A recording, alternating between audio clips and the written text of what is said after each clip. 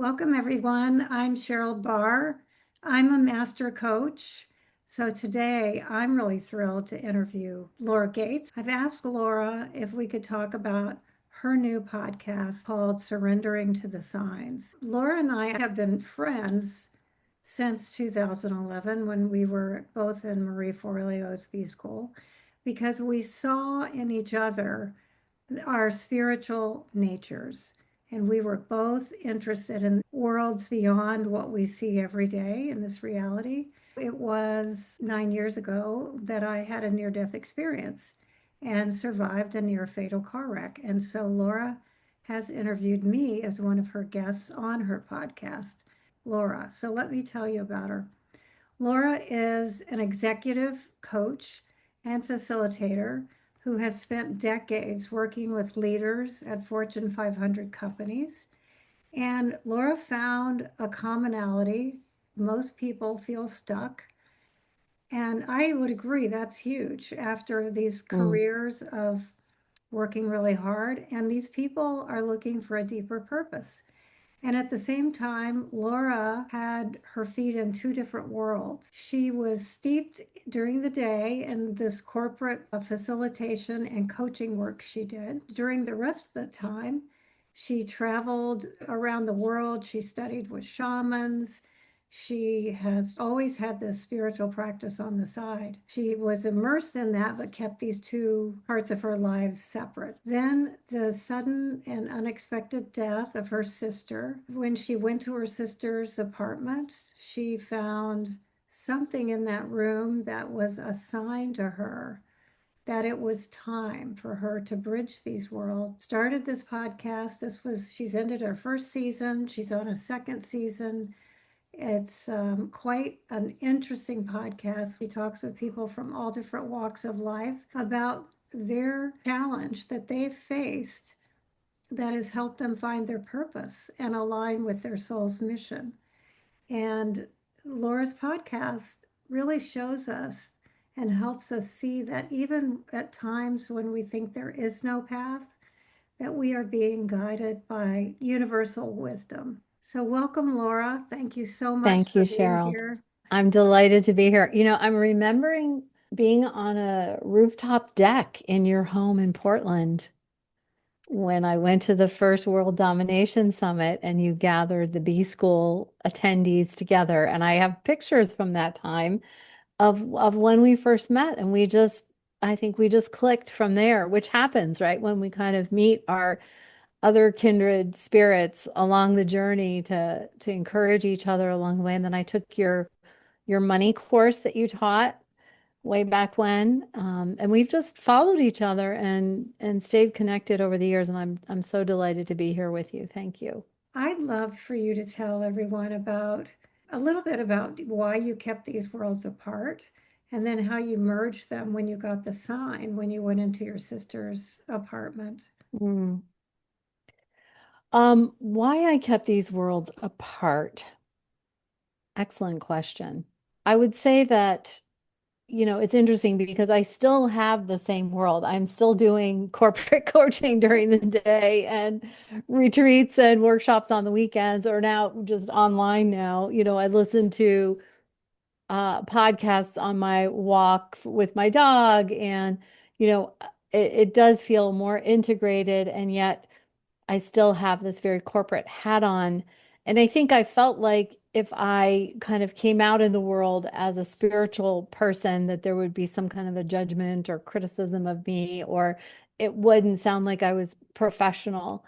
But I kept having experiences where people would say, I read your LinkedIn profile, and now that I'm meeting you and talking to you, I'm realizing there's this whole other part to you. And so I realized I wanted to be a whole person and not these different sides. And so this is my intention to bring the whole me together and express all of me to those who need and want to hear what I have to say. Your intro said that we are looking for what is our deeper purpose. It's not this materialistic American dream that we've been conditioned to believe. There's something Mm. deeper and more powerful out there. What happened when you walked into your sister's room after she passed, and tell us about the sign that you saw.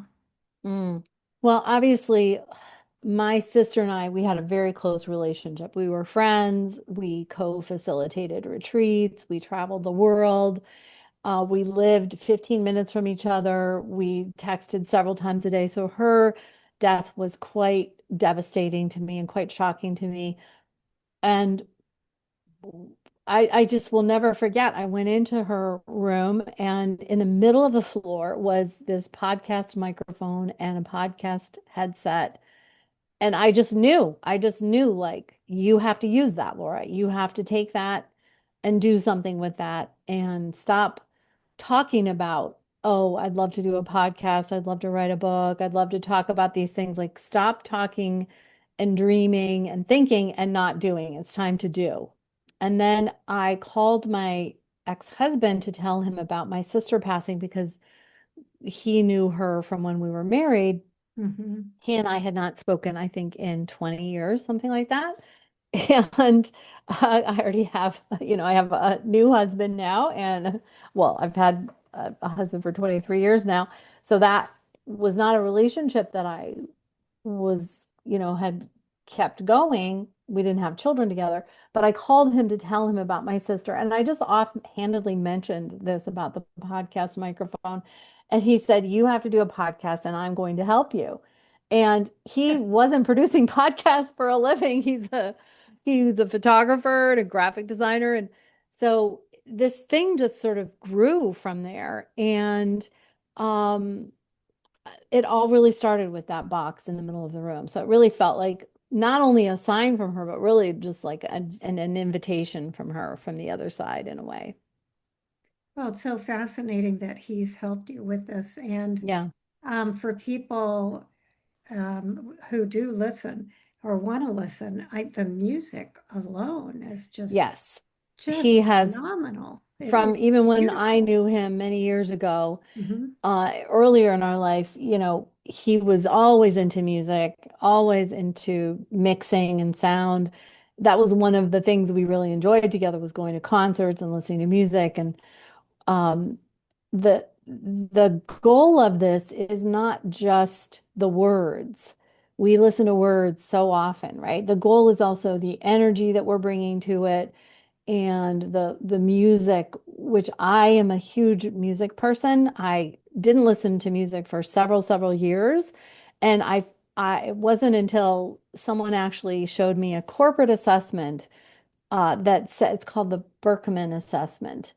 And in it says if you have an affinity for music. And this woman I was working with doing a team facilitation, she said, when I got this Berkman assessment and it talked about music, I started listening to music again, and it really helped me. And I was like, I think I need to do the same. And so I know for me, music is therapy, music is medicine.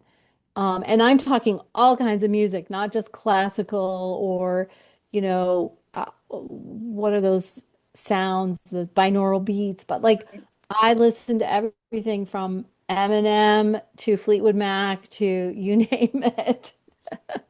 And I will listen to one song over and over and over. It's like a therapy that works on me until I'm ready for the next song.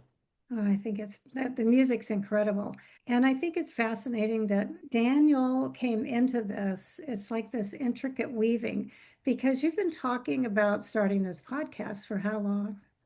Yeah, a long time. Well, I started a blog called Surrendering to the Signs in 2012. So what's that? 14 years ago, something like that. Tell us about the goal of the podcast because you've interviewed some of the corporate executives that you've worked with. So I think I've heard you say you wanted people to see themselves in these stories. Yes, and I had someone come to me the other day who was doing some work in my home, and she said, I'm listening to your podcast and I found it so relatable. This Oh, is someone that's great. who I don't even know if she finished high school, you know, and Mm. I was so thrilled to hear this, that she found it as relatable as a PhD client finds it relatable. Like, to me, that just warms my heart that this is a universal message that we're talking about. And it's really about what is our spiritual nature And how do we tune into that? And the first season was a little bit more focused on uh, trauma that takes us down that path. Yours was one of those interviews about your trauma of nearly dying on the side of the road in Baja, Mexico, and the miracle of an ambulance driving by. I mean, you can't even make this stuff up. No, you can't. And my Um, doctor's names, Dr. Angel oh in my gosh. Mexico, Dr. Kill was my trauma I mean, my doctor. I gosh. mean, it's like you really can't make it up.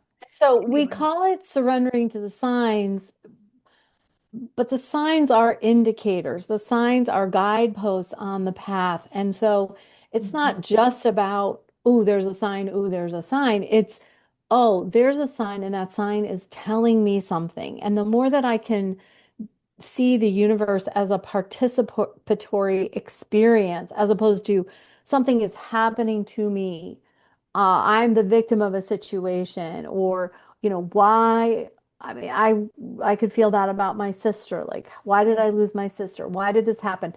Instead of, this is an ongoing relationship, my sister is communicating to me through signs and symbols. And how do I interpret those signs? How do I interact with that information in a way that is enlivening to me, that is supportive to me in my life and my evolution? I think that's so beautiful. One of the things that, when you interviewed me, when I was in that trauma 9 years ago, I was searching for deeper meaning with my life.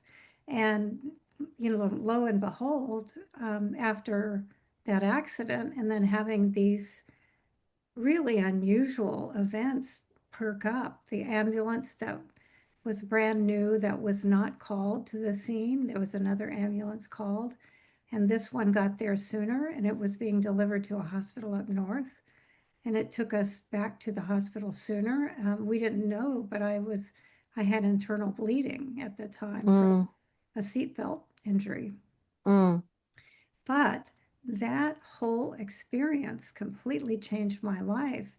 And that's why I'm interviewing you now. I am very much into this deeper meaning that life has to help people understand more about that. How do we surrender? How do we look at acceptance so that we aren't this, say, victim of a trauma, that we have a choice, and that's really it. So I appreciate that you are helping people find that deeper purpose. Tell us about the spiritual people you've taken courses from, you've studied with shamans, oh my gosh. mystics, energy healers, and you also have a master's on this other side in organizational leadership. Yeah. So tell us first about the people you've studied with, and then I'll ask you how did you integrate that guidance, bring Yeah. these two fields together. Yeah. One of the things that I talk about in my podcast is how the teachers find us.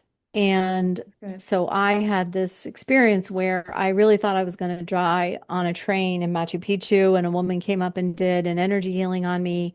This was in 1989. And I didn't know what energy healing was. I didn't know what she was doing to me. I just knew that I thought I was dying, and she did some work on me. And next thing, she kind of waved her hands around. And next thing you Oh, know, I was sound asleep on the train and woke up like an hour later, like a completely different person. And then I returned to New York City, and this is on the podcast. I interview my former manager from Citibank. I got a job. I was at Citibank when I left for South America. Then I came back to Citibank. Whole story there. You can listen to that on the podcast. yeah.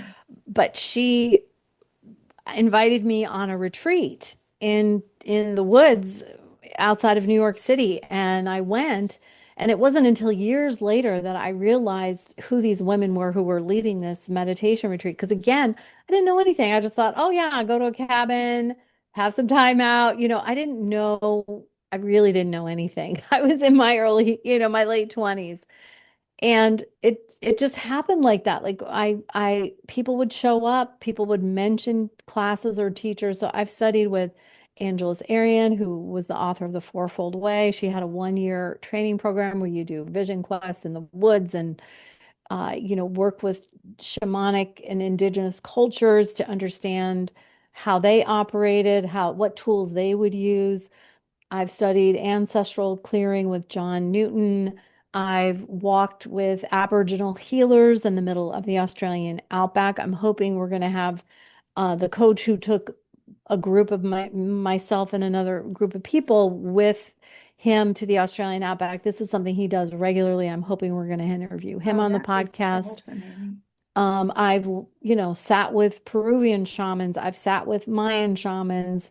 I've done, a vision quest in a national park over Labor Day weekend, which I would not recommend because, I was sitting in a tent thinking I was all off on myself in the woods, and suddenly on that holiday day, people are like walking by, staring at me like, what is this lady doing? Um, I've done so many trainings. I mean, I could go on and on and on between all the list of people that I have studied with and who've gone before. And I'm so grateful. I have a master's in intuition medicine from the Academy of Intuition Medicine in Sausalito, California. I've studied energy healing. I last year I immersed myself in the tool of tarot, which Hmm. I learned a long time ago because I was very interested in Jungian analysis and dream work, and Jung incorporated the tarot into his work. And so I've studied with a guy named Richard Knight, who's out of the UK.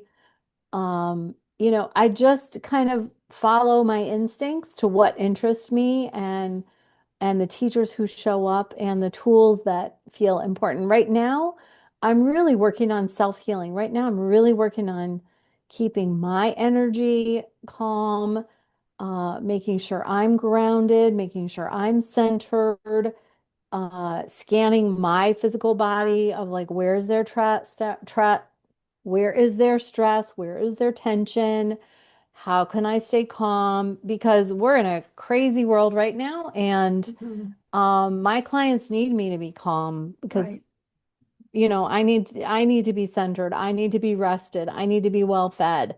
All of that. I'm so grateful. I have a very large Great Pyrenees and she needs to be walked a lot. And she's sort of like my grounding force. And she can't be rushed.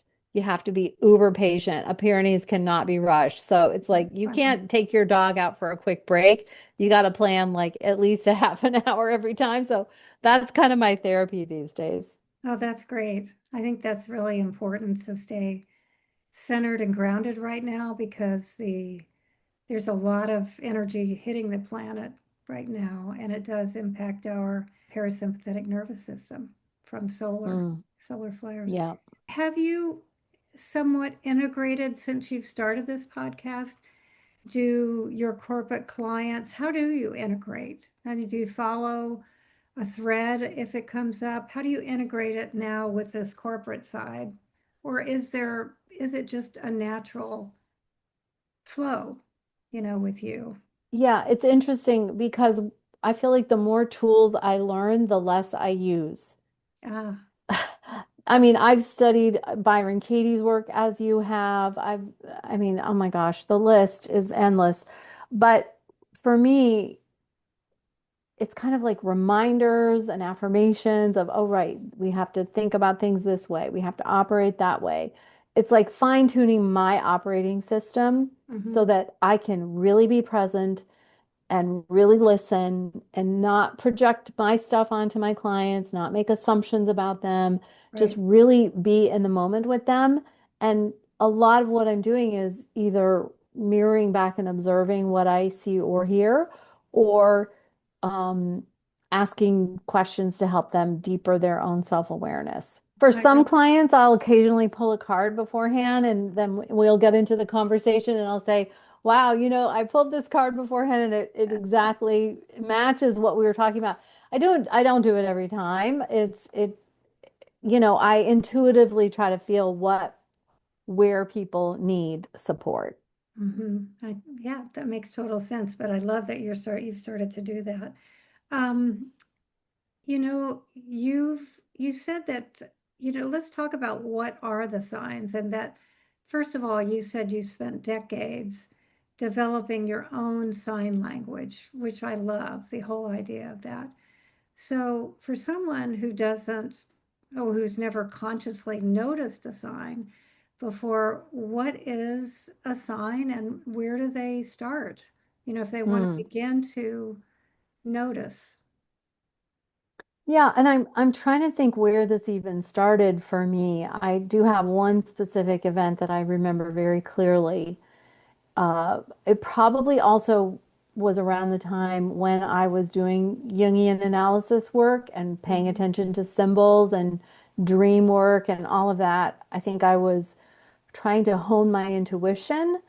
And for me, those go hand in hand. It's like, you know, signs kind of nudge your intuition to help you provide more information. So I had this one event where I was scheduled to travel to South America. I think it was 1999, and there was like a huge uprising in Argentina, in Buenos Aires, and some of the outlying cities, and they closed down the banks, and there were riots in the streets, and it was on the news. And of course, my mother calls. She goes, "You're not going to Argentina, right? Like, I'm looking at CNN right now. There's no way you're going to go to Argentina."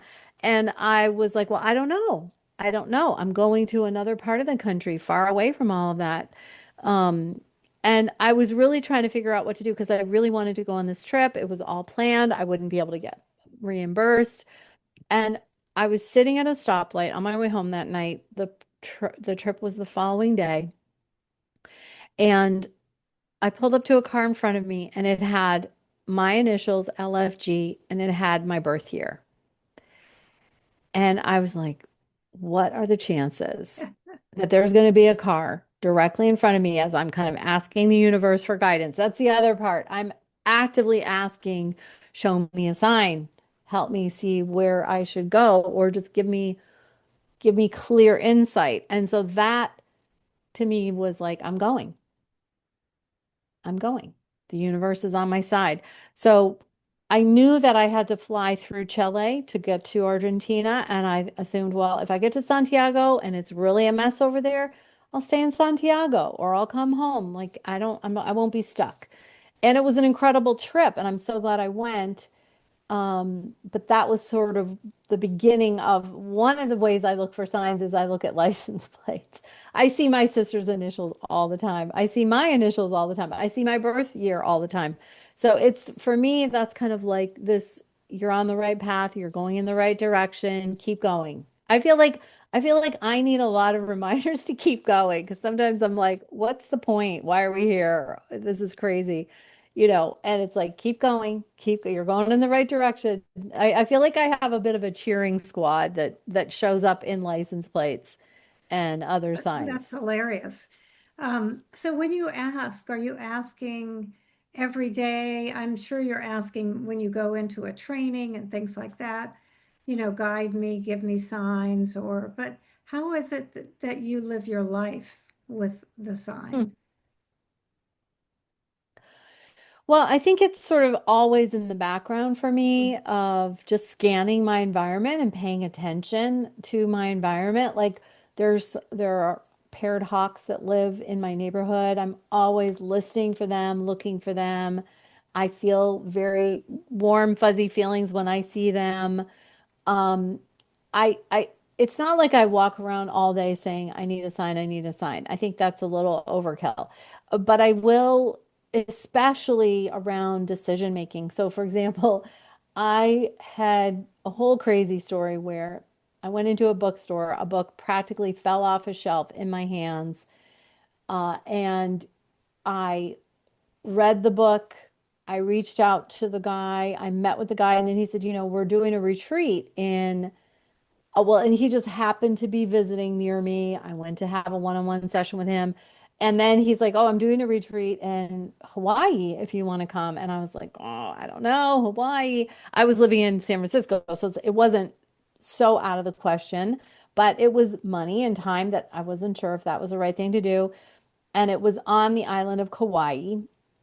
And so I sort of loosely, I guess what I do is I kind of loosely hold the question in my mind, sort Mhm. of tucked in the back of like, hey, if, and I'll say things like, not out loud, but in my brain, I'll say, like, please show me an obvious sign of what I'm supposed to do here.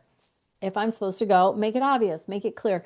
So I was sitting at my desk, kind of this in the background, just doing my job, not really thinking about it. And one of my colleagues tapped me on the shoulder and asked me a question. And I turn around and I'm in my chair and he's standing up. I turn around and so I'm eye to eye with his chest. And on his t-shirt, it says Kauai. Oh gosh, And I'm like, okay, I'm going, I booked the ticket, book the ticket. We're going to Kauai. Like it's that obvious. that's so cool. That is so cool. Well, you call your podcast, you use the word surrendering, which I love Yeah. Yeah. because, and I want to ask you why you chose that word rather than following.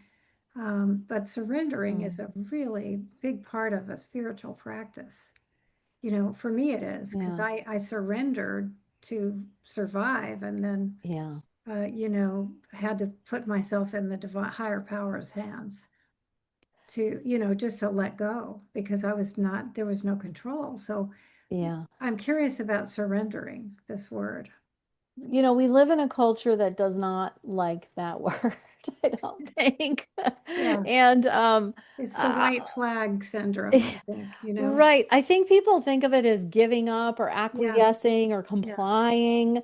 That's not how I see it. I right. see it as what you're describing, which is I am letting go of control because as I like to say all the time, if I were in charge of my life and had the game plan for my life, it would have been so boring and predictable because of course I'm like everybody else. I want comfort. I want my cozy couch and my Netflix and my cup of tea. And life has thrown me all these curveballs that, thank goodness, because it forced me to grow and evolve and learn in ways that I would never have chosen, right? So I think it's that the idea of surrendering is, okay, my idea may not always be the best idea, and my way may not get me where I need to go. So I'm going to step back and allow this kind of greater wisdom to guide me versus my own will and my own ego that wants a certain outcome. Because I don't know where it's all going. I'm hoping there's some greater wisdom that's greater than my limited little human being perspective. True. Yeah, I'm hoping so too. I And if believe it's, there is. I mean, and lately I've been kind of feeling like, and if not, uh, so what? But it makes me feel better throughout my well, day. I And, think it makes life feel fun and adventurous too. yes, yeah. So I love that. So can you tell us just a little bit about season one versus season two for people who haven't listened to your podcast? Just give us some of the kinds of topics you had, and then how you're going to take that this second season, which has started. So season one was a lot of what you described, Cheryl, which is the turning points, the inflection points, and in Mhm. particular, those that have been challenging or traumatic. Um, we interviewed you, we interviewed Rude, who was given a cancer diagnosis. And while he was a C-suite leader at a leading medical institution, the coincidences of all these things are crazy. Um, season two is bringing in more people in, both executives as well as coaches and leadership consultants who work with executives. So again, it's this idea of bridging these worlds, right? Because Right. the executive leadership world is the world that I live in, that I move in, and yet we're all human beings. Executives are human beings. They have kids, they have carpools, they have basketball practice. And I think I'm also trying to um, humanize people and create those commonalities. And part of my goal was, hey, I'm having these amazing conversations with people one-on-one behind the scenes. What if we open those up for other people to listen in on? So, for example, this Friday I'm not sure when you're running this, but on the 16th of January, we're dropping an episode of someone I've known for many years who went through a recovery experience. And I wanted him to share his story because I don't think we often hear stories from men in particular outside of an AA meeting on their journey and the originations of why they even started drinking in the first place and what, and he has some amazing spiritual revelations that he had along the way as well. And so the idea is come on in, have a cup of tea. Don't put us on 10X because we're going to play music that's going to have a certain feeling and a vibe that we've curated for you. And hopefully you'll be able to listen to into a conversation that you would normally never have access to. Oh God, that's true. And if he went, I think that's so interesting because we don't hear a lot about men sharing Hmm. something so personal. Right. So I'd look forward to that one. Yeah. So is there, for anybody listening, is there anything else that you want to say about surrendering to the signs? This is not some, yes, I have done a lot of training, but I am a ridiculous learner. Like I'm voracious. I used to be a voracious reader as a kid. And now that we can access learning online, I'm just in like 3 or 4 classes at a time. But you don't have to be like me. You can just ask for a sign and pay attention. It's really, it sounds ridiculously simple, but it really is as simple as that.